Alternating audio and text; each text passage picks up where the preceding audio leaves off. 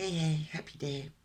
So let's look at the cards that came out in the shuffle this week for week 15 of 2022.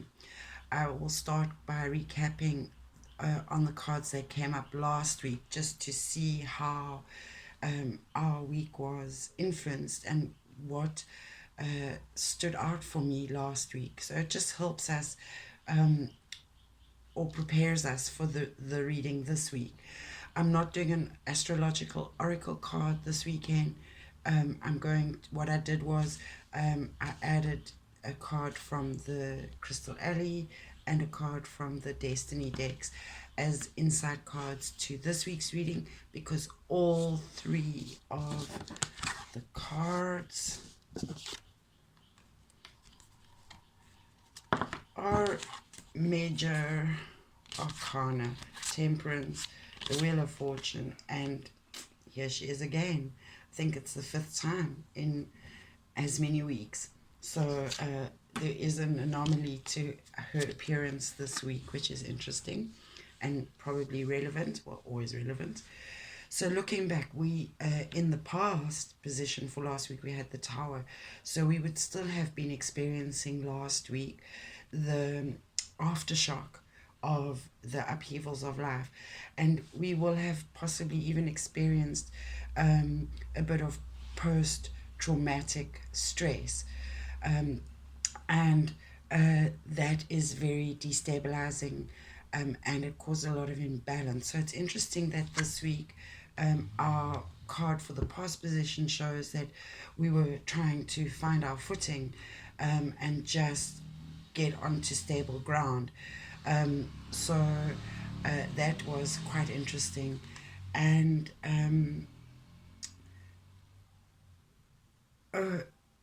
we were dealing with the aftermath of much of the destruction caused by the heavy rains and flooding. And what's curious is, again, there is more loss. It's like we're constantly stripped of the stuff that is not essential. And what we think is essential is often not. It's just decoration or an illusion, things we believe we need, but we don't. We have so much more, and it's usually attached to actually just our physical bodies, the health of our mental health, our physical health, and our spiritual health. That's the driving force to keeping us buoyant, as it were. So we had the hermit, and it was we were needing to go within in order to find the balance that comes up with the temperance card in the past position this week. How did we find our inner strength and wings, and the lightness of being to rise above those challenges that we've faced in the recent past?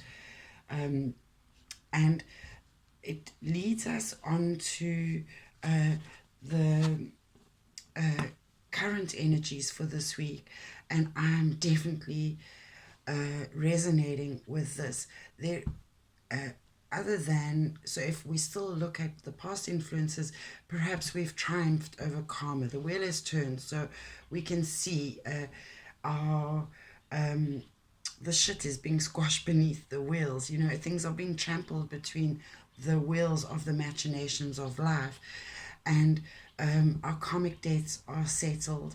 And you know, if we look into the future, we are depositing dharma, which is positive karma, that once we've cleared the debt, we add value. So in the future, we know that our situations will already be positively influenced. And there's something about our, you know, we've already talked about how our strengths and our weaknesses are one in the same thing. So where you think you are strong, make sure that you understand where the weaknesses lie within that, and where you feel weak, look for the strengths within that to use them as your stepping stones. And there's something about, you know, the way to defeat evil is every beast has an underbelly, and you have to find the weak spot So that is exactly that. Find the weaknesses in your strength so that you can literally turn the dial to rise above. And we know um, last week the light was shining up in this corner, the hermit. Um, so it was like if you learned the lessons and you were paying attention, then, and if you understand how you have support from the divine realm and angelic realm, whatever God, whatever the higher source is for you, if you were able to look up and not just down, if you were able to raise your vibration through being positive, did you reach out and get the help you were looking for? And often help comes in the most surprising form. I think one thing I learned about asking for help recently was actually two big lessons. One, in giving help, often I've talked about this again in the recent past, often we give help in the way that we think people need help, but it's not actually valuable or useful to them.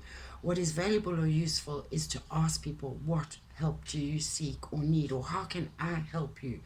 And then what you do, or what they do, is hopefully they say to you, well, I need XYZ, and you see where you can plug in. So it's that kind of thing in reverse for yourself, in that when you learn to ask for help, use your stepping stone, your resources, your tools, your networks, what you will find is what you think they can give you is often not what you get from them, but actually so much more in a different way.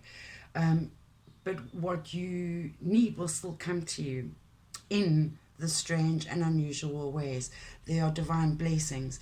And I did feel in that crisis time, I said to people, like I was the compass point where the needle was just spinning around without direction.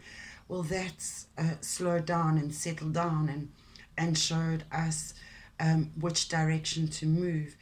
And I had a feeling of understanding very much where my South Star, which is my Earth grounding star, lies, and understanding how I need to move in order to follow my North Star, which, spoiler alert, is a little bit of a heads up for what will be happening in the future. And I live in the southern hemisphere, and the birds are flying north to the summer climate of the northern hemisphere, and I feel like I will be joining their flock soon. So yeah, this week is an interesting thing. You might find that you receive the Jupiter blessings of expansion and good fortune. So as long as you're vibrating in the right frequency, you will attract to you what it is you wish, desire, and want. And if you would like help with a meditation or a visualization regarding this, how to manifest and attract that which you desire in the art of creating your life and crafting it to achieve what you desire, then please book a distance healing session. I love doing them. You can be anywhere in the world. We connect via an online video platform. So let's see. And if you want a personal reading, there are various options from the various decks and combinations to choose from. I'd appreciate your support in order to allow me to jump onto the next stepping stone. So the Empress, when I was shuffling, she actually came up in the reverse this week. So we've had to be in the element of her strength and know that she is abundance and manifestation of all that we want. We reap the harvest of what we've sown. And coming up in the reverse, perhaps she talks to us about needing to flip things on their head and really approach things from the left field. I did talk last week about the landscape. Our game is changing, and the playing field is changing, and perhaps even the game we're playing is changing. that means the team we're playing with, who's on our team and what their skills are, that is changing. And then the rubbish is being collected, so it fits in so well with getting rid of all the dead wood in our lives and all the stuff we don't need. And sometimes we will be our own resistance force and want to kick and scream at the more loss, the more change, the ongoing influences of all the destruction that we've experienced. So perhaps we do need to turn things on our head in order to find our blessings. And I drew two support cards. The one from the Crystal Alec card, it's a water element, so it fits in so well with Jupiter and Neptune, which are in conjunction, moving into Pisces. And you'll notice 3 of the cards have a circle, and 2 of them are the yin yang, so it fits in so well with the Temperance card of finding our balance between the inner masculine and the inner feminine, and finding our balance between our primal needs, our ego needs, and our higher consciousness knowing drives.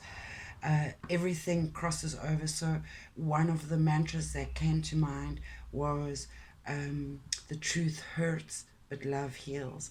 So perhaps we can focus on that. And the like this gratitude, we need to give, in order to see the bright side of life. We really must take cognizance of our many blessings through gratitude and giving thanks. That is an expression back to the universe of what it is we desire and what we value and what we want more of. And through experiencing joy and bliss, we are able to, and love, it's very much the greens and the pinks of this card, and the influence. This is a heart chakra card. We do everything through love. We're not always going to, if you do your business, let's take my business. I love touching, I love doing the massage and the reflexology. I love being in service and in that treatment space.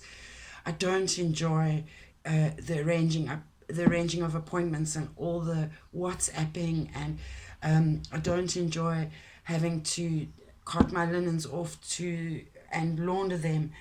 I don't enjoy having to drive in the traffic. So, however, what I love to do, all those things feed into, again, the cycle and the wheel of being able to do. They are the small bits.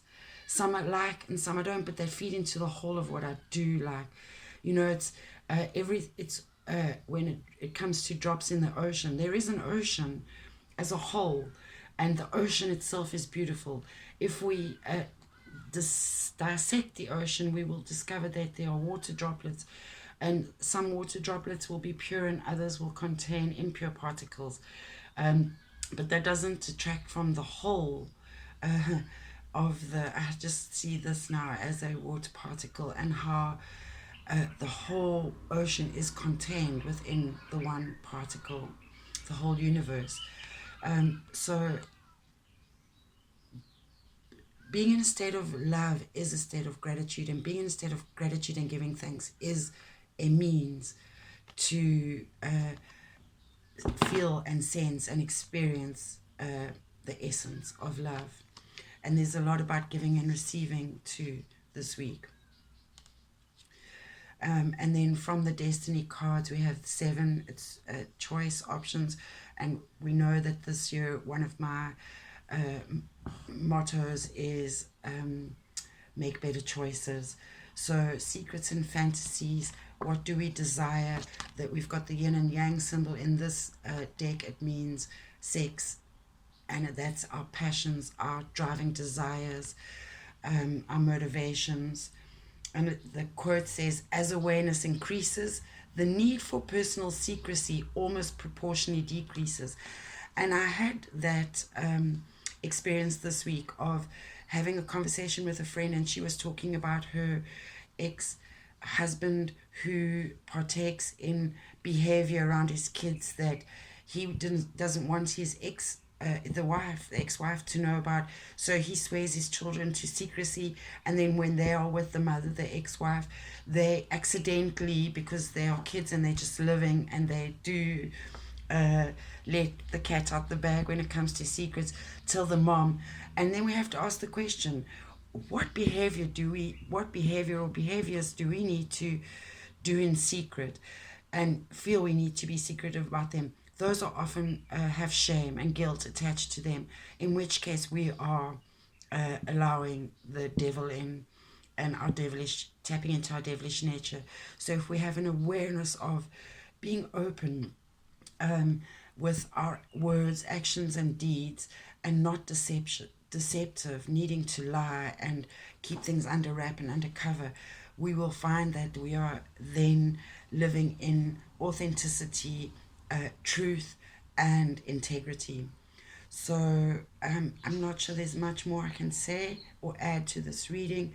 However, I think that the worst is over, and we can uh, begin to see that the silver lining is the clouds passing and the rains thinning out, and the land that has been so boggy and soggy, uh, where our feet sink in like sinking sand, that excuse me, will start to compact and harden, and we will, I think, foster surprisingly quicker than we think or imagine or can believe, will actually change.